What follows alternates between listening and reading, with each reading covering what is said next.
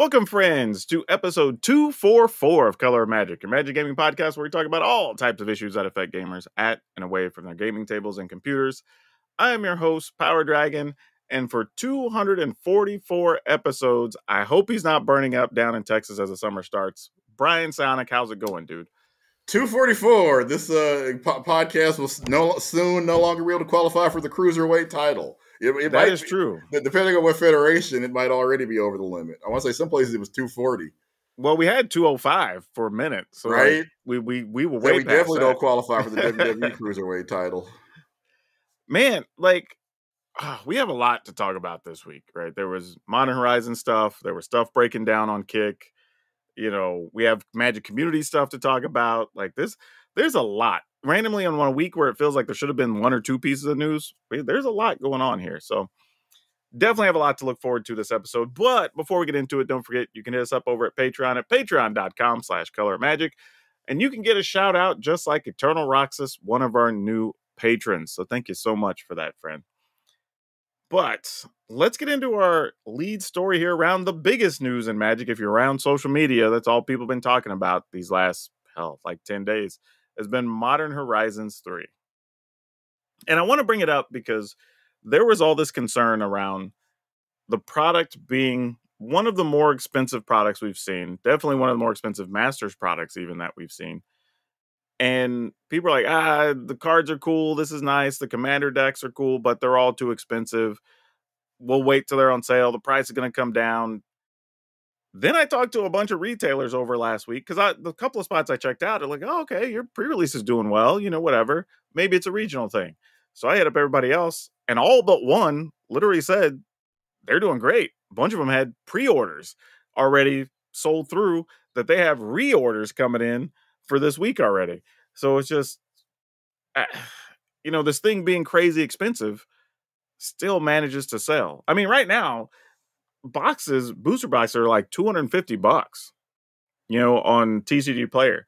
So it's just like, booster packs going anywhere between like $8 or $9 up to $11, depending on where you're shopping.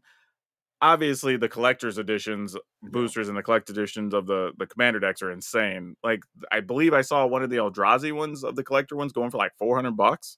So, I don't know, man. It's wild. And they're all selling.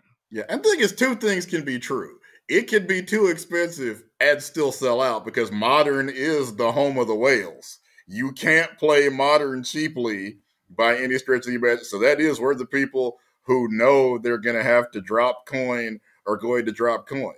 You can buy that. Well, we have 3 to 4 different, groups of people who have to buy it. Content creators have to buy it. If you do Modern content, you don't have a choice.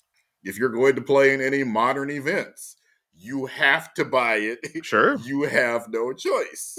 So you combine that with the people that we were 2 to 3 classes of people that need to have it, can't go without it. And by the way, again, Modern is where the whales live. Yeah, it's going to sell out. But for anybody that does it, that really can't afford to drop insane amounts of money on their car, or just chooses not to, just has set a price in their head of, hey, I can only, or then I could afford to pay more, but aren't going to because they don't create content, they don't play Modern that much, et cetera, et cetera. So both things can be true. Oh yeah, sure. But I think my argument that is, well, one, I think if it was too expensive, you'd have more people buying singles than packs. I think because if I was just a tournament player and I thought this was too expensive, I would just buy the like 6 or 8 cards I need to finish out my deck, instead of buying actual boxes of the product. You might, but then peer pressure. You see your friend buying 2 or peer pressure is a thing. Sure. Especially, again, this is the home of the whales. But again, when we see people that aren't whales, though, still buying it, what does that mean? Don't get me wrong. It's still pricey. Yeah. Like, I'm not going to sit here and say it's not pricey because it definitely I'd almost say at these prices, you're a whale once you've purchased it. Because of the people that play Magic, what percentage would you say are going to invest in this product? That I don't know. That'd be hard to just come up with a number on that, honestly. I don't know if I'd invest as far as just like buying it.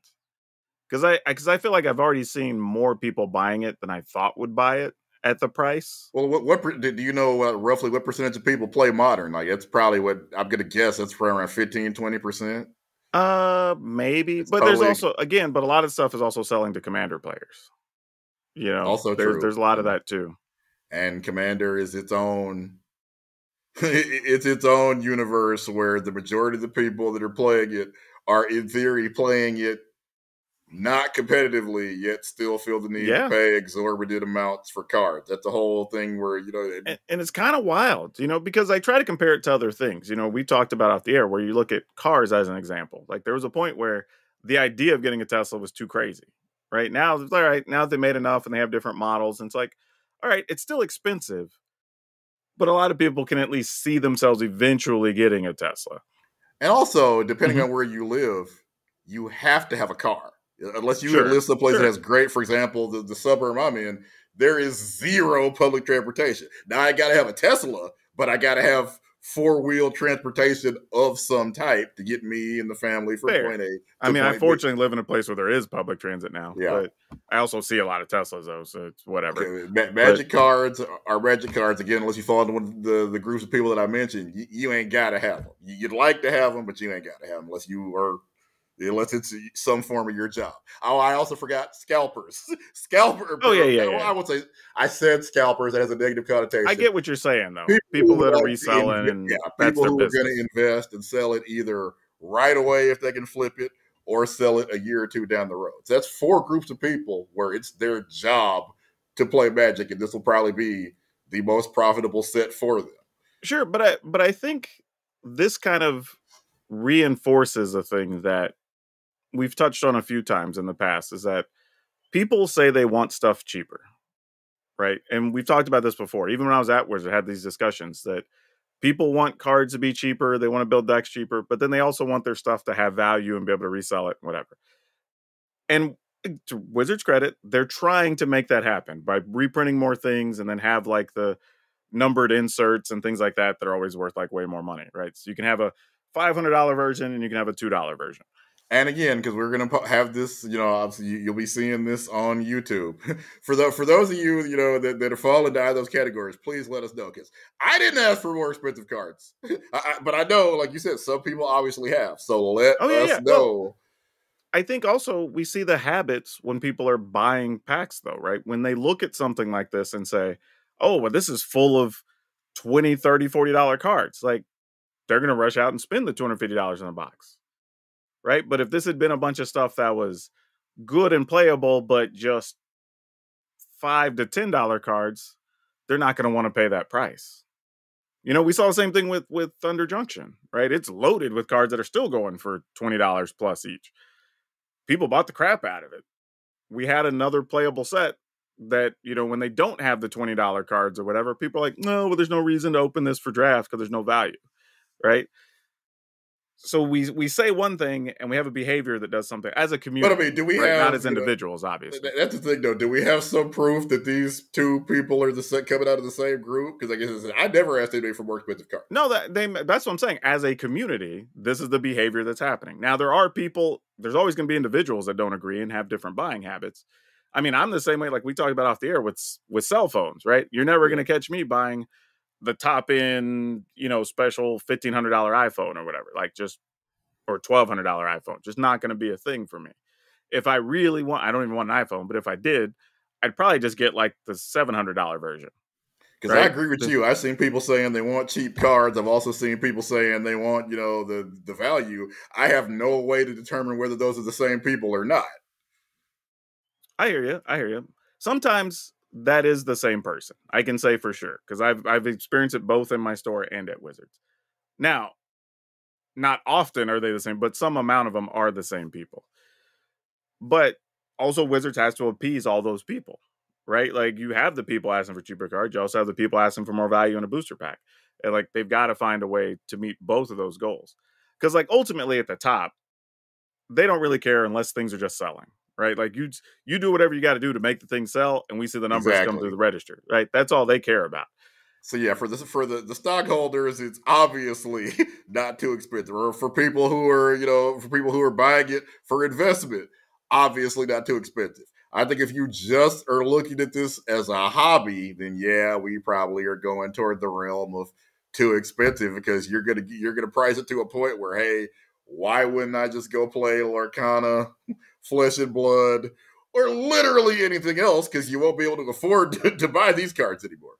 And that kind of comes to part of the same discussion too, is like, can they get away with that, whether we like it or not, because they have the superior product or have the most history or the biggest most infrastructure history, because or according whatever. According to the experts, Lorcana is a superior product. It won Game of the Year last year. Fair. Like, but it certainly has more history than any of these other games.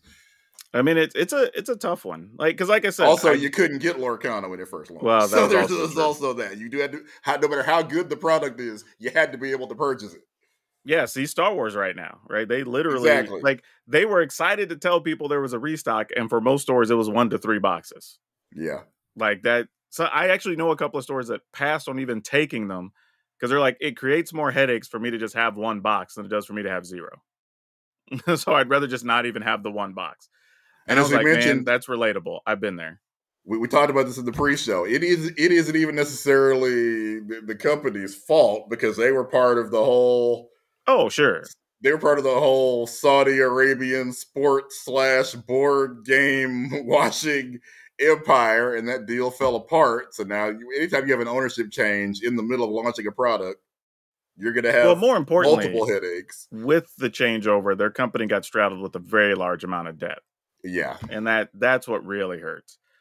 Because now everything you do has to be restructured and rethought about to make it viable so you can work down that debt, unfortunately. Yeah. But yeah, man, I don't know. It's interesting because, like I said, these are very expensive products. I don't think there's any way to really parse that any other way. Like, it's a pricey number on these things. But they are moving and people seem excited about the cards. I mean, I'm seeing all types of people posting decks and stuff they got from their sealeds and their pre-release and, already showing results they've played in tournaments and Magic Online. And I'm like, all right, then.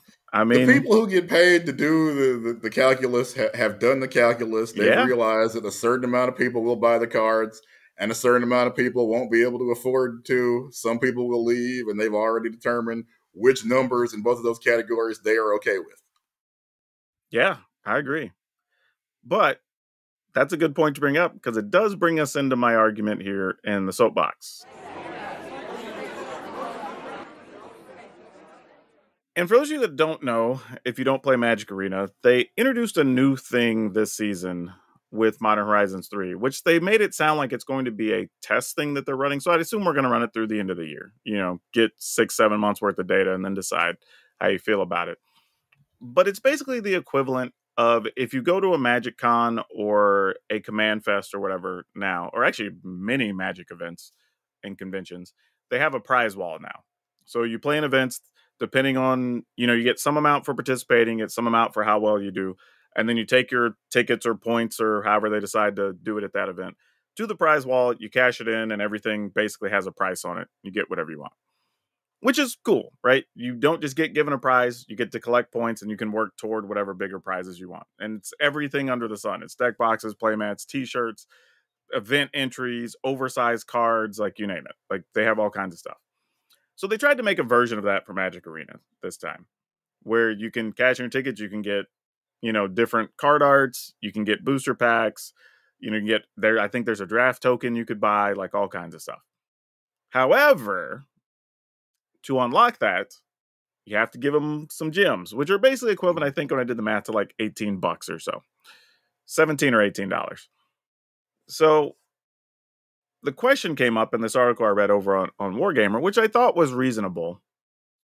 And it wasn't just with Arena. It kind of brings up the question on all mobile games or different platforms. Like, how manipulative are things? And is there an okay level or not? Because thinking about all the different games I play online or even on my phone or whatever over the years, like there's always some level, right? Of we got to make this exciting enough so you want to give us another couple of dollars. Now, some of them are trying to get you $5 every couple of days or whatever, depending on the game. every But hour in some of these yeah, cases. that's Oh, you've true. run out of gems or candy or whatever. Give us Oh, some more bro, some of money. them that used to play where you were like building cities or whatever, it was like Oh for yeah.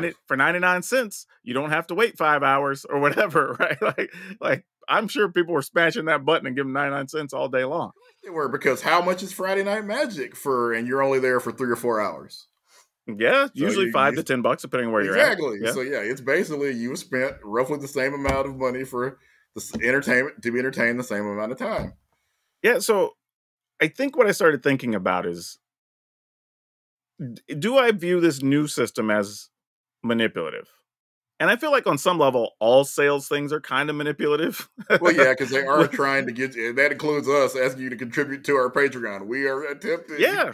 to get you to take an action. You Well, kind of like, almost can't do sales without, again, to sell things, you need people to take an action.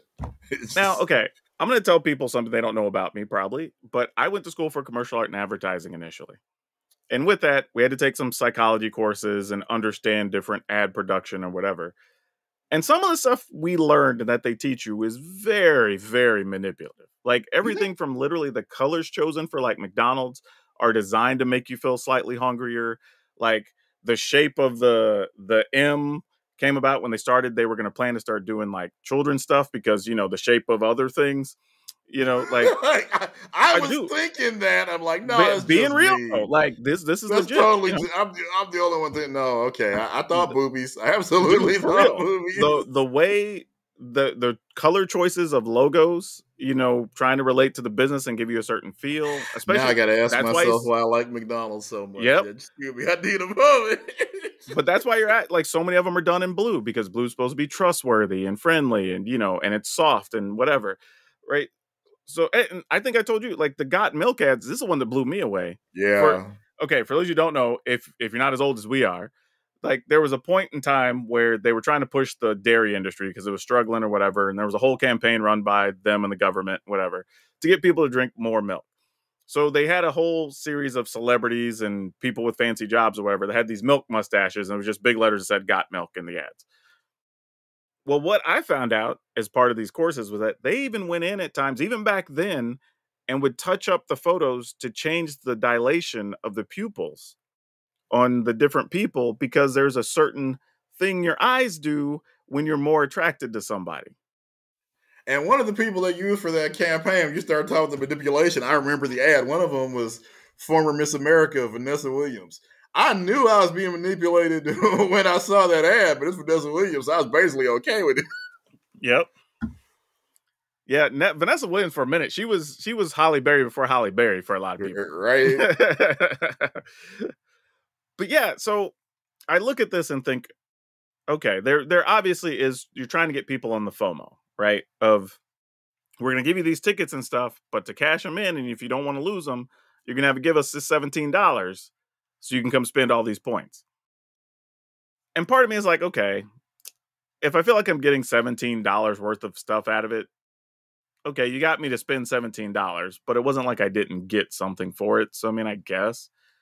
But I do get how some people don't have that resistance. And they mention this in the articles. Like, Yeah. there's a whole thing about how humans hate losing something more than they enjoy getting something.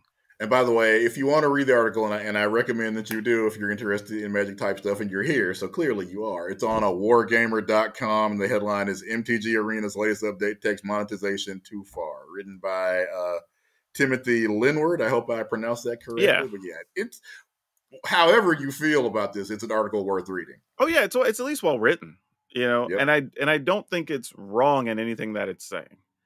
I don't feel as extreme as the writer does, but there's nothing wrong with what they're saying. Everything is truthful.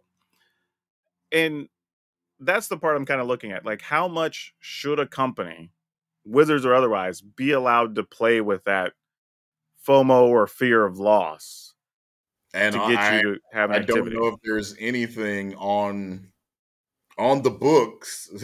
Now, many countries are going through a thing now where they're trying to figure out how much of free-to-play gaming is considered, and the sales tax is considered to be gambling. Yeah.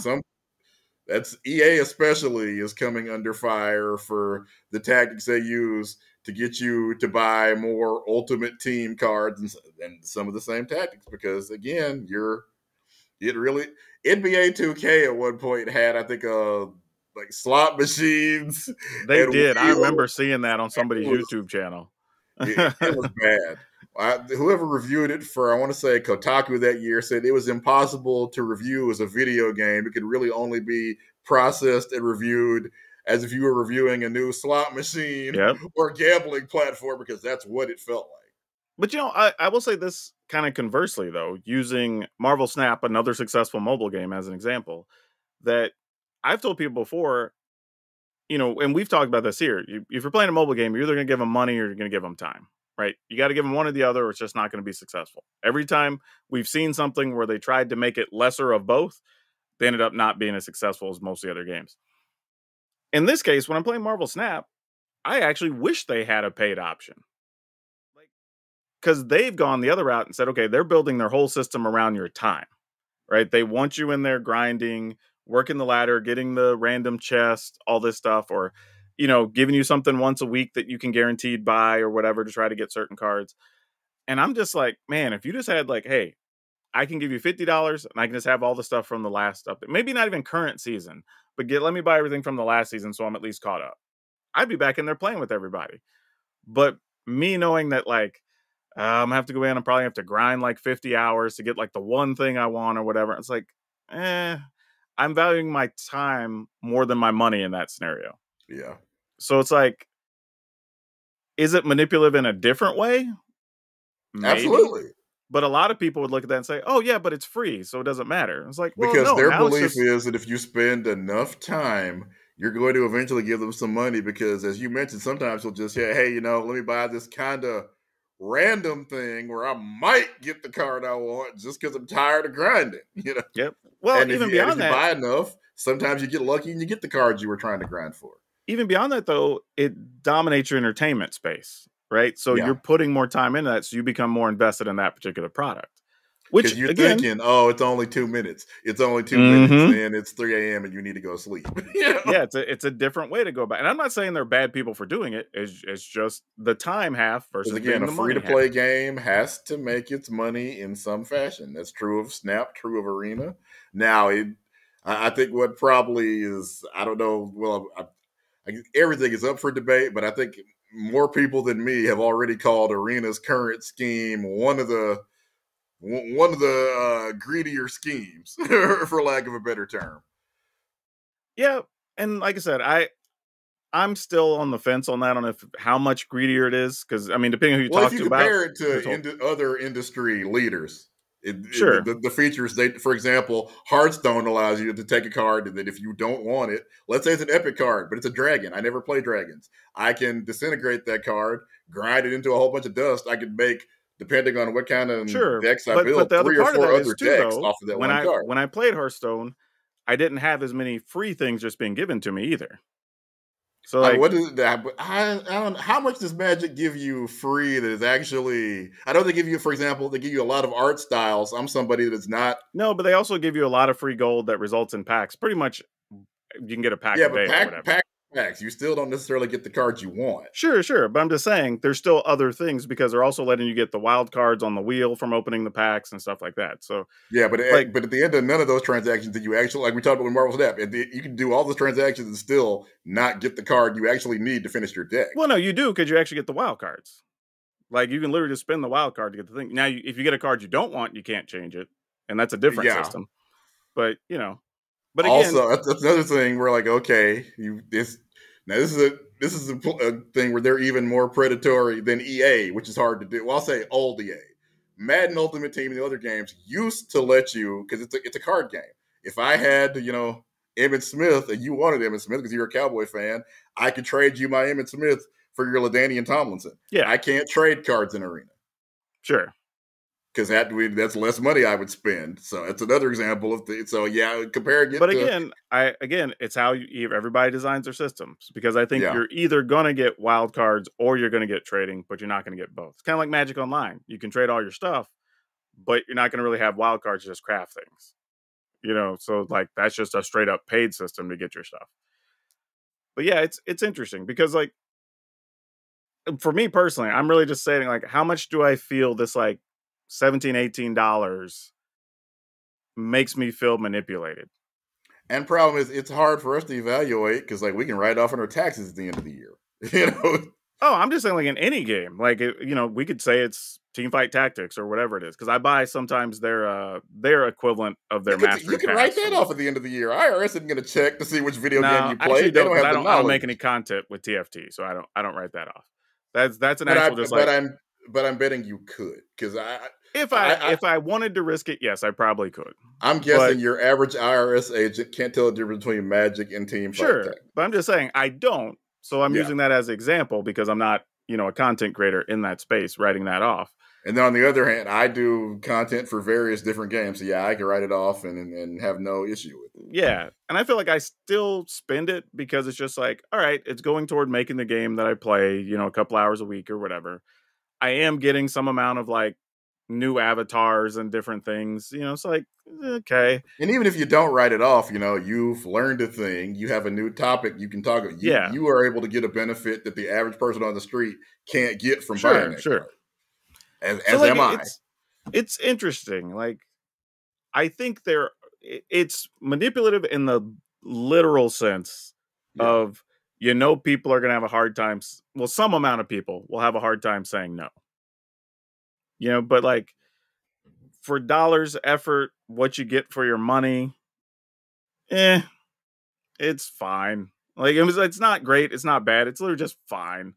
Like, but there is the fact that you get to select your rewards, right? So it's not like I spent this money and used my ticket and there's nothing to get. It's like, oh, if I draft, there's a free draft token in there, right? If I want some extra packs to get more cards from the latest set, I can just get extra packs or whatever. So it's like, we'll see. Again, they're going to go through it over the course of the year, most likely, and we'll see how everybody feels about it. Because I'm sure we're going to write tons of articles about it. Yeah. And, what the value was and all that. But it'll be interesting. But anyway, let's talk about, one of our not so favorite places.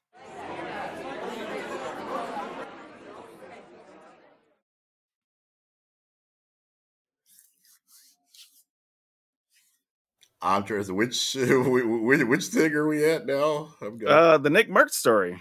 Oh, we said our favorite places. No, one of our least favorite places. Oh, I'm still trying to figure out what place. When you said place, I thought you meant a geographical location, and I became confused. Nah, I'm talking about good old Kick, my friend. Okay, Kick. I was specifically talking about NickMercs himself, but yeah.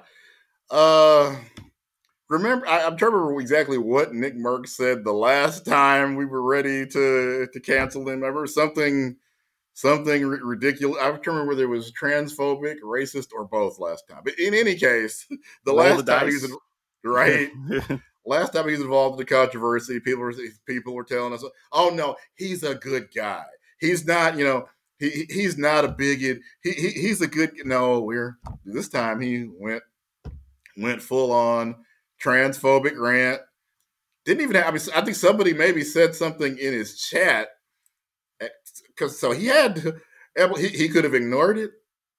Any number of actions he could have taken. He chose to go full scorched earth on the trans community, even including saying that trans is not a real thing. It's a fantasy land. It's an identity that you made up. So yeah, just essentially full hate speech on Kick. And NickMercs is, to paraphrase, late great NFL coach Dennis Green, he is exactly who we thought he was, a transphobic bigot. There is really no, as I said, he could have chosen to do any number of things, including ignore whatever question he received that led him to go on this rant. No, these are his feelings. It is his opinion that not only does again, I get from a political standpoint or a religious standpoint, sure, you're welcome to disagree with any of my points, but if you literally question my or anybody else's right to exist, we really can't begin the debate in good faith.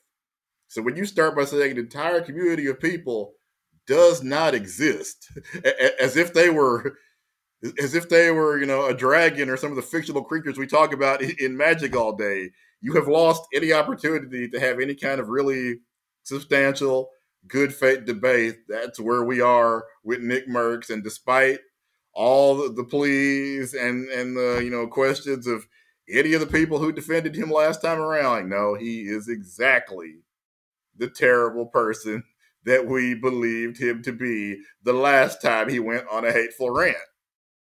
Though, he's also, like you pointed out before, he's made anti-gay comments before. Even when he tried to play him down, he had gestures and whatnot that said, he was obviously being negative.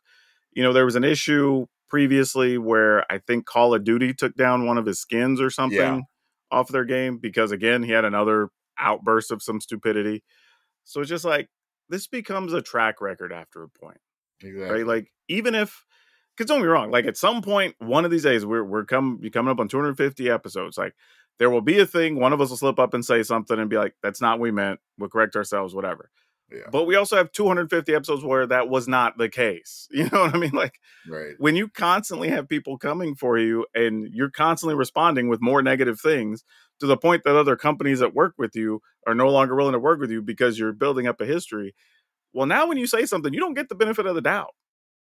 The only difference is now Only difference now is that he's on a platform on Kick where they essentially don't punish people for hate speech. We've seen that again, that people like Aiden Ross go on there and openly platform Nazis under the guise of just asking questions about their lifestyle. So, yeah. Dude, I literally watched him talking about Nazis and, basically the equivalent of there ain't that bad and that's not really what this is about. Or we're going like, no, that's literally what this is, like.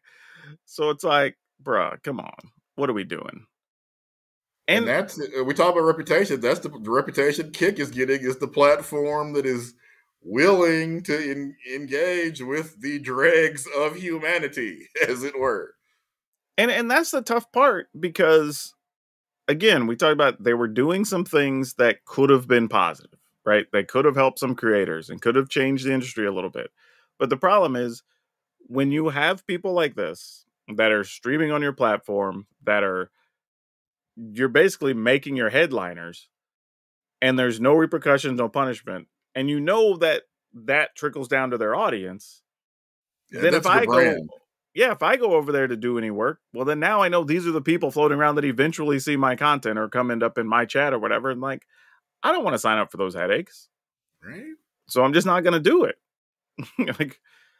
But yeah, I'm with you. Like this NickMercs thing, it's just, this is like what, the fourth incident or something now? I have something lost like count, that. but it's to the point, as you said, where anytime I see him trending, I know it's not, because he gave a bunch of money to a charity. It's not because he hit a bunch of really awesome shots in Call of Duty.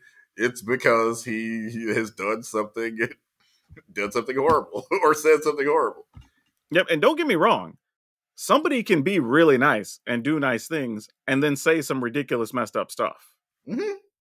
So it might be your interaction with them are only positive, or you never have to be part of the thing he's down talking or whatever. Yeah. But on the other side, he's doing these messed up things. You just... Trans hate quite literally kills people. Yeah. I mean, that's it in a nutshell. But all right. That aside, let's talk about what we learned this week, because I think we have two kind of very different things that people might find interesting. So what do you got, dude?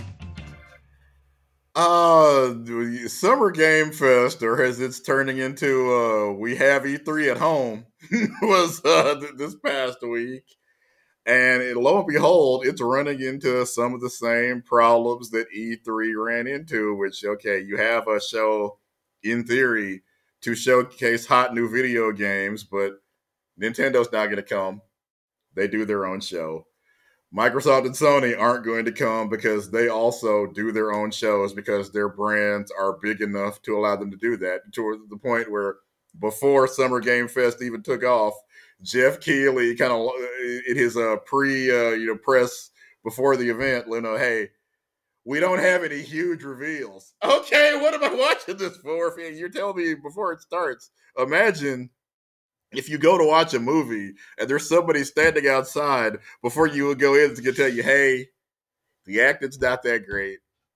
Yeah, the ending sucks. The plot's kind of derivative. You'll see the twist coming a mile away. Who's going to go into that movie other than, of course, people, content creators? Like, because Jeff Keighley told me that before his movie, and I still watch the whole damn thing because I have a podcast to do. But yeah, and to be fair, there actually were a couple of games I saw that I was interested in. Will probably be day one purchases. Number one probably being Killer Bean, and I did not misspeak. It is a game about a bean who is a hitman. Okay. It's as crazy. It's as crazy as it sounds. There's been weird things before, so right? Sure, why not? So if you watch only one trailer from Summer Game Fest, please, people, make it Killer Bean. And obviously there were other things. So the usual suspects going to be. One of the things that's interesting is there apparently is going to be an Among Us animated show. I love Among Us. It was, especially a couple of years ago, really, really insanely hot. But the thing is, it takes so long to do cartoons. I don't know if it's still hot enough to carry an animated show, but I guess we'll find out. You know, I think this comes back to what we talked about with E3, right? You can't just lean on the new video game premieres being your draw anymore. No. You have to find something around the industry to make as part of your new identity. Like, it's kind of the GameStop problem, right? Like, you can't just sell games and CDs anymore because that's becoming less and less of a thing, right? You've got to rebrand a bit, find other stuff in the industry, gaming space, nerd stuff that you can highlight and be a draw for your show. Because Summer Games Fest, just like E3, if you're just leaning on, hey, come see the new Sony product or whatever, like you might have one or two new releases a year to show. Everybody else is doing their own thing. You ain't got the Sony product, they got their own show. Well, yeah, but I'm saying, but it's whatever the games are. You might have a handful, but maybe you make it about an indie show. Maybe you, like I said, maybe you do something with jobs and you make it sort of a job fair for certain things, so all the big companies there, or maybe seminars on how to get into the video game industry or whatever. But you got to do something. Like, games just as a draw aren't going to be it enough, I don't think, anymore. I mean, I think if well done, because as I talked about last week, just went to DreamHack, which is, it's not necessarily about game trailers and reveals, but it is very much about gaming in every aspect. And all the obviously there were, as we talked about last week, there were some bad things happening at a couple of tournaments, those things, but most of the press coming out of DreamHack was overwhelmingly. Rolling Stone did a piece on DreamHack that I saw last week. But I will say DreamHack has a brand, right? Yeah. Like, people are bringing their computers for the LAN centers. They're doing all the major tournaments. Like, people know what you're going to DreamHack for, right? Like you're saying, they're not going to see trailers. There might be a couple, but you're really going there for all the other activities. That's what they've branded themselves around. And then over time, they're like, well, we'll bring in these celebrities that you can meet and do meet and greets with and stuff, whatever. But some of those celebrities just go ignored because people are there to go play, like in your case, going to play Smash Brothers or going to play League of Legends or whatever it is, right? And had my kids not been playing Smash Bros, I could hear a Star Wars Outlaws presentation behind me. There you go. My ear kept wanting to be like, hey, wait, who's in the game? Was Jabba the Hutt confirmed? What's happening? But again, like I said, they know who they are. Exactly. And you just brand around it, right? And some of that is just, and obviously, as we talked about, DreamHack is however, 20 some odd years old at this point. Yeah, it's been around a long time. Summer Game Fest is in, I don't know, year 2 or 3. So yeah, some of that it takes time. That's just more planning at that point. If you ain't that old yet, like you could have done different. Like you banked on something that wasn't something worth banking on, sadly. Well, again, E3 had the same problems. We're trying to figure out, because the industry, I think, because there were people there. Trailers were revealed. Sure. I think we're all in agreement there needs to be something, because when people do their own shows, when are they doing it? They're still doing it the week that E3 used to happen. Yep.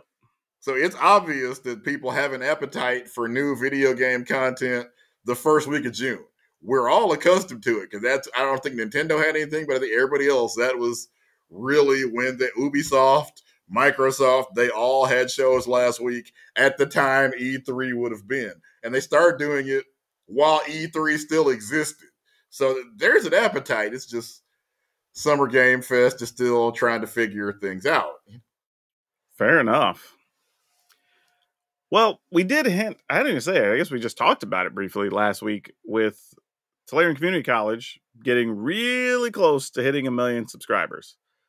Well, it took a couple of days less than I thought it was going to take, and they went over the hump. So, round of applause, golf clap, for the professor and getting that done, because the dude's put in like 12 years, I think, of grinding at this point, something like that, to get to that number.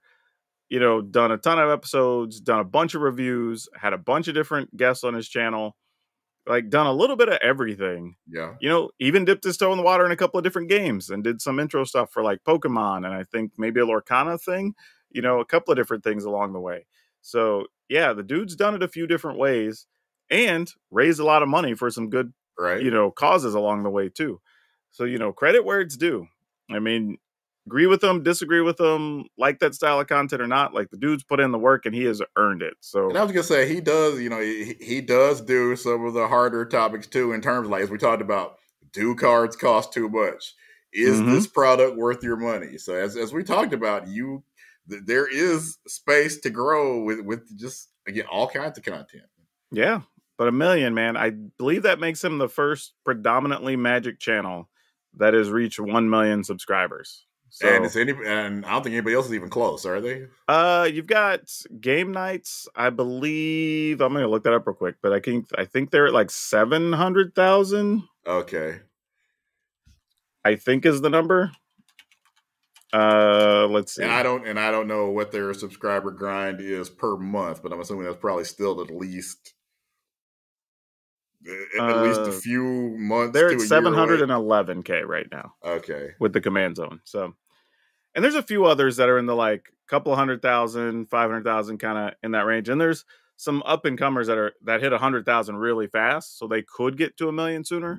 Yeah. With like Commander at Home with Olivia and Brian, a few of those. But yeah, still something to be said about being the first. That's actually pretty sweet. So congratulations to him, because I know he was concerned and wasn't sure what he was going to do and, how people were going to receive it. But yeah, that's pretty awesome.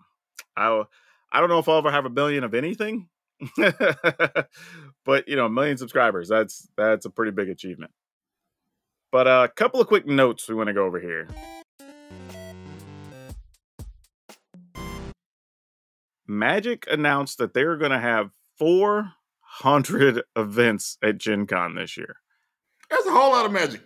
That's a lot, man. That is a lot. Like, now, to be fair, for those of you who haven't been to GenCon, some number of these events are probably things that start at the top of the hour and bottom of the hour.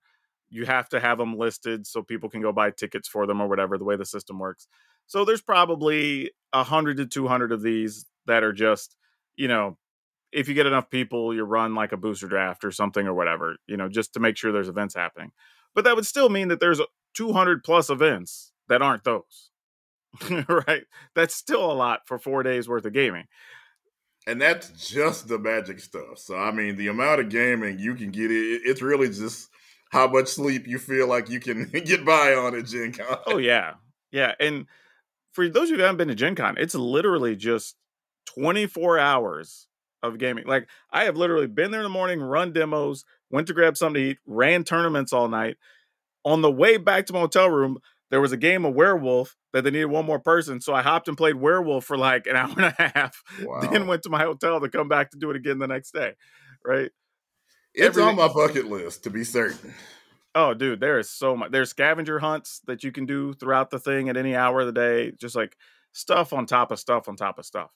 So yeah, not a surprise that there's a bunch of events, but the number is huge. I don't know what all they're going to be yet. I haven't seen the program for Gen Con, so I don't know what all is listed. But of course, there were people saying like, hey, they also announced that they're going to work with the Command Zone and the Game Night guys to come back and do some special stuff. And people immediately said, hey, make sure they're nowhere near the events so that we don't have to deal with the yelling while we're playing. Yeah. Which, fair. We talked about that on a couple episodes. And hopefully there is something done along those lines. We'll definitely keep you posted if we hear anything. And hopefully we do hear something. Yeah, I will tell you this in general. Even if that's in a different place, GenCon as a whole, the ballrooms and stuff they have, noise carries. Yeah. Like it just stays noisy. So hopefully they don't have that in the same space. It's just going to add to the noise, which is already loud. But yeah, I feel like that's a thing that if you go to conventions, sadly, that is not the best place for concentration. Like, but we can do better than having the upcoming. Because what happened with MagicCon was bad. I agree. It can be better, but I'm just saying, again, from experience, I don't know of one I've been to where it was a bunch of events going on that it wasn't just constantly noisy. Now, when you go to events, I've been, and I'll say mine because I've played some of the more the card games with fewer players and shorter lifespan to be served. But I've had a couple of experiences where we'd be the only group in that part of the building just by I guess good fortune or what have you. Oh yeah, if you get that, it's great. And there's times where when it's just like a big qualifier going on and that's the only thing in the room, yeah, that's no problem. GenCon, I feel like should be able to have it because it's a huge thing. MagicCon is still a much newer event, but GenCon should hopefully have most of these problems sussed out. I think the problem is though they're just trying to use so much, like literally all the space is used at GenCon at the Indianapolis Convention Center, and to the point that my understanding is there's both companies and vendors that are on wait lists to get to run stuff because everything's just used and to the point that there's a lot of the neighboring hotels that are having their ballrooms rented out to be used for different stuff throughout the weekend. So yeah, it's GenCon's a crazy time. Because it's a solvable problem. Multiple comic conventions have run events like this and not had the same problem. So the problem obviously can be solved. You just got to coordination. Yeah. I mean, it's also a tough thing too, because I think when you're doing a speaker panel, everybody's there just listening. You know what I mean? You have a room and just that. But I feel like when we're doing gaming, everybody's communicating constantly in their games, and it generates a lot of extra noise. But yeah, regardless, if you want to get some magic in, feel free to go to GenCon. There's gonna be events literally every hour of the day, probably at this rate at 400 events. Who knows? Maybe every 15 minutes. I don't know, but it's a lot if you want to get into stuff. Another thing we saw, because you remember where we talked about how the Hatsune Miku stuff sold out in whatever it was, 2 or 3 hours? Oh yeah, we're about to run it back because they've announced the next ones are coming, because they did say these were going to be part of a series, which means there's probably 3 or 4 sets that are coming. I don't know, man. Obviously this is going to sell out. They're going to make a lot of money. I've already seen people trying to take, post up sales on theirs for when they get them or whatever. I'm assuming, now again, this is just me assuming, not basing it on anything other than companies like to make money, that you would make the number some 15 to 20% more at least, to be like, hey, these sold out pretty quick. Let's increase the number a little bit, see how they sell.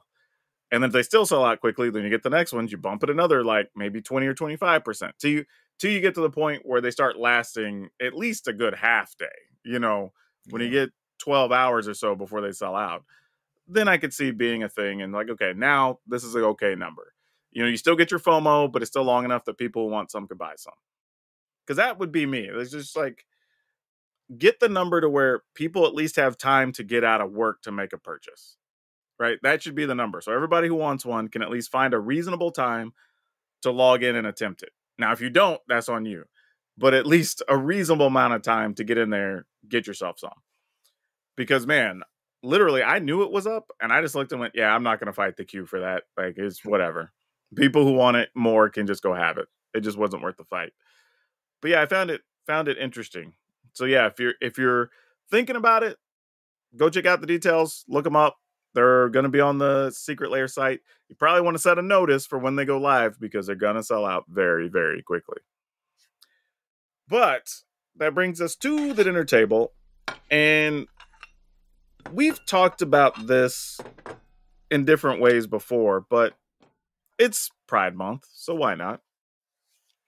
But the question is, Brian, how do you feel about companies having Pride, or even in our case, Black History Month promotions or activations when you don't really see stuff the rest of the year from them?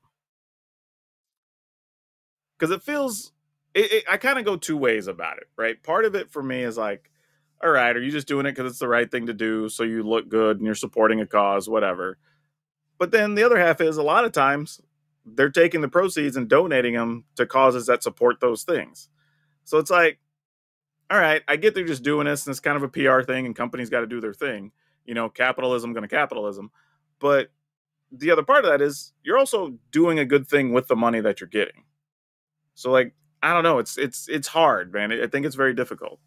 I mean, I want to see them do it. I'm hoping Black History Month and Pride Month. Well, yeah, I started to say that it could become like Christmas. I know there are too many haters. I understand. But I would like to see both of these things become like Christmas, where, hey, it's something that a lot of people, especially every company, because especially this year, I mean, if you talk about companies, the company that we talk about all day, Hasbro/Wizards, did basically nothing. And you know, it felt bad. Because we had been told that, hey, we understand that we have screwed up and there's going to be more, there's going to be better. And just... I will say that's not totally true, because we did address also, they talked about doing the two-headed giant Pride thing or whatever it's going to be at stores. And they have the Chandra Pride shirts that are going around. I'm talking about Black History Month. What they do for Black History Month? That's right. Okay, yeah. Yeah, I didn't see anything Black History Month. Did you see something?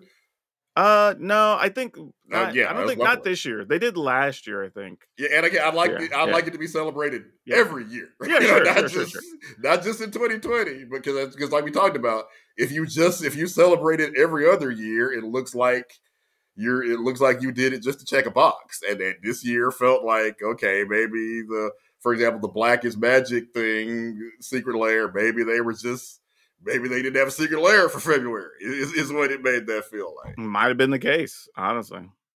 So, I mean, that just, I really want to see more, because what company doesn't have any Black customers? I'm thinking, hopefully, I'm thinking that there aren't hopefully too many companies that don't have any Black customers, unless you make, hoods for the KKK or something. I will say too, and this is just like, buying into capitalism a little bit. But it kind of depends on what you're doing. Because, man, I saw some dope-looking Converse earlier today that had, like, some rainbow pattern soles on them. And they had some, like, outline rainbow, like, designs on the side. And I was like, you know what, though? Those are pretty damn cool. Yeah, that's the thing. I don't want it to be half done. Definitely give me a good design on things. Like, we talked about the podcast where somebody one year was selling watermelon candles during Black History Month. Like, oh God, no, not that. Yeah, absolutely not that. That was a rough one. One we also covered on the show was, I think, 1 year the mobile version of Injustice. Their Pride Month event, I think, was talking about Ivy and Poison Ivy and Harley Quinn. For anybody that doesn't know, they are in a. I don't know if they're currently, but they at times they've been a pair before. Yeah, they have been a couple. And I think you got points for beating up Ivy with Harley and vice versa. Like, no, wait, that's not the Pride Month event that we do. I'm not saying that probably hadn't happened in the comic books. Sure, but that's weird to make that a bonus. That's not the image we necessarily want for Pride Month, Again, and also, again, I think it's a lot about intention, right? Yeah. And how it's done. And when we see promotions like that, that's how no people from the marginalized community were consulted before that was put on. Because nobody, if you knew any Black friends or certainly any Black employees, you wouldn't have said, hey, we should put watermelon candles on sale for Black History Month. Somebody told you, like, no. If you'd asked Browder to quote, he said, no, bad idea. Like, I genuinely thought somebody was just trolling when they posted that Right, and just making a joke, which at right. the point was kind of funny because I'm like, this is probably like an SNL thing or something, Yeah, and then you're like, no, this and is they're like, oh no, legit. that was from their website this morning. And I'm like, whoa, Like, what? this really is happening. Yeah, So so yeah, there's definitely in my ideal world, every company would do something. yeah, and I think there's ways to do stuff obviously that's better than others. But you do have to be careful about what you're doing because there's messaging behind it, right? How are Yeah. you presenting it? And again, raising some money, maybe you're donating it to the Trevor Project or, you know, some nonprofit that helps whatever your cause is. I think there's nothing wrong with any of that. It's would you like the companies to be more upfront about their stuff throughout the year? Absolutely. But if they're saying, okay, we're at least going to spend the effort for this activation for this particular month or whatever, if they're doing it right and it's well intentioned, I'm mostly okay with that anyway. Right? It's better than them doing nothing. By the way, not just those two. I want to Oh see yeah, sure. Asian American Pacific Island Heritage Month celebrated. For example, Hispanic Heritage Month. When I logged into Madden, they some like a Tony Gonzalez card would pop up. Like, Mm-hmm. hey, here's a bunch of challenges you can do to learn more about these players. I thought was really a great way to do that. They did the same thing for Asian American / Pacific Island Heritage Month. So yeah, there are templates you can use. Heck, that really is a way that Magic could have done it. Where hey, you log into Arena, and hey, during Black History Month, here's some Teferi challenges you could do to unlock maybe a different style of art on Teferi, or just little things that let them, hey, we see you. Yeah, I mean, it's at least the defining character that you could do something with. Yeah. I don't think that'd be a problem. Yeah, I was trying to do a quick search to see if there's anything that I forgot or whatever, but who knows? Yeah, because I mean, at the start of the month, I asked, and I heard, anything I saw was something that either a content creator or obviously some of the Black creators in the space were doing. Like I think some people mentioned, for example, some of their favorite, I think some of their favorite Black characters, but I didn't see anything through official channels. Yeah. No, it looks like all they had was something here in Arena. Like I guess it went up on February 1st.